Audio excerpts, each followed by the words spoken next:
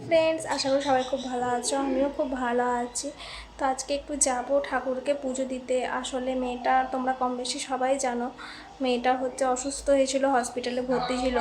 তো তখন ওর বাবাও দুটো ঠাকুরের স্থানে গিয়ে মানসিক করেছিল যাতে মেয়েটা সুস্থ হয়ে যায়।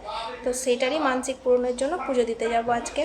মেয়েটাকে নিয়ে যাব না, যা রোদ গরম, মেয়েটা অসুস্থ হয়ে পড়বে। তো মেয়েটাকে ওর ঠাকুমা আর ওর জেঠিমার কাছেই রেখে দেবো, কারণ আমরা পুজো দিতে যাব। তো সকাল সকাল চানও হয়ে গেছে, দেখতে পাচ্ছ তোমরা। এখনও রেডি হয়নি, কারণ রেডি হলেই মেয়েটা দেখতে পেয়ে যাবে, আর দেখতে পেলেই কান্না করবে। তো সেই জন্য ওকে আজকে খাইয়ে দেবো, খাইয়ে দিয়ে তারপরে আমি রেডি হব, রেডি হয়ে যাব পুজো দিতে। তো ফার্স্টে আমি ওকে খাইয়ে দেবো, কারণ ও খেতে গেলে প্রচণ্ড দুষ্টুমি করে, এক সেকেন্ডও স্থির থাকে না। তো তোমরা নিজেরাই দেখতে পাচ্ছ কেমন নাচ করছে, এই করছে, ওরকম খুব বদমাইশি করে ও। এই জন্য ওকে আমি খাইয়ে দিয়ে যাব। আর মা গেছে আমাদের কালীতলায়, আমাদের পালা চলছে তো পুজো দিতে, তো সেই জন্য ভাবলাম আমি খাইয়ে দিয়েই যাই, তারপরে মা এসে ওকে নেবে। তারপরে আমি রেডি হয়ে নেব, রেডি হয়ে যাব পুজো দিতে। তো চলো রেডি হয়ে নিই।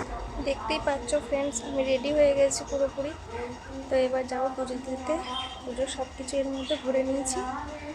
তো চলো গাড়িতে করে এবার পুজো দিতে যাব। বেরিয়ে পড়েছি আমরা গাড়িতে করে পুজো দিতে যাওয়ার জন্য। তো মন্দিরটা বেশি দূরে নয়, আসলে মেয়েটা যেই হসপিটালে ভর্তি ছিল তার পাশেই হচ্ছে মন্দিরটা। তো আমাদের বাড়ি থেকে কাছেই, খুব দূরে নয়। তো চলো, আমরা প্রায় চলেই এসেছি মন্দিরের কাছাকাছি। তো এইটা হচ্ছে সেই মা অলয়চণ্ডী মন্দিরটা। তো আমরা ভেতরে যাব, পুজো দেব, আর তোমাদের ঠাকুরটাকেও একবার দেখাবো।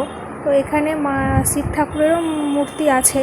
তো শিব ঠাকুরের মূর্তিটা ওটা সরানো হচ্ছে, কারণ আরও বড় করে করা হবে বলে কাজ চলছে। আমরা যখন গেলাম দেখো কাজ চলছে। এটা বলছে বড় নন্দী আসবে, তার সাথে বড় শিব ঠাকুর হবে বলছে।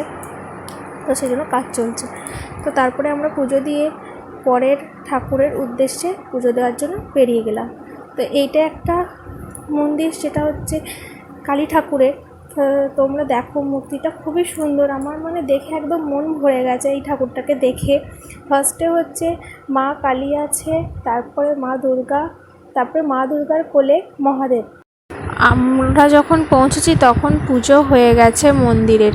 তো সেই জন্য আমরা পাশে একজন ছিলেন, তাকে জিজ্ঞেস করলাম, তিনি বললেন যে এখন পুজো হয়ে গেছে, উনি পাশে এক জায়গায় পুজো করতে গেছেন, তো উনি একটু পরেই আসবেন। তো তখন ওনাকে বললে উনি পুজো করিয়ে দেবেন। তো সেই জন্য আমরা একটু ওয়েট করলাম, যে পুজো দিতে এসেছি যখন একেবারে পুজো দিয়েই যাব বাড়ি। তো খানিকক্ষণ ওয়েট করলাম, অনেকক্ষণ পর উনি এলেন, উনি আমাদের পুজোটা করে দিলেন। তারপরে পুজো শেষ না হতে হতে হঠাৎ করে খুব ঝড় উঠে পড়লো আর বৃষ্টি শুরু হয়ে গেল। পুজো দিতে এসে এরকম বৃষ্টির মুখে পড়ে যাব ভাবতে পারিনি। আর আমরা বিপদে পড়ে গেলাম, আটকা পড়ে গেছি। বৃষ্টি না থামলে আমরা বেরোতেও পারছিলাম না, ওই জন্য বৃষ্টি থামার অপেক্ষায় ছিলাম। আর তো বৃষ্টি থামার পর আমরা বাড়ি চলে এলাম। তো ভিডিওটা ভালো লাগলে অবশ্যই লাইক কমেন্ট করে দিও, চ্যানেলটা সাবস্ক্রাইব করে দিও।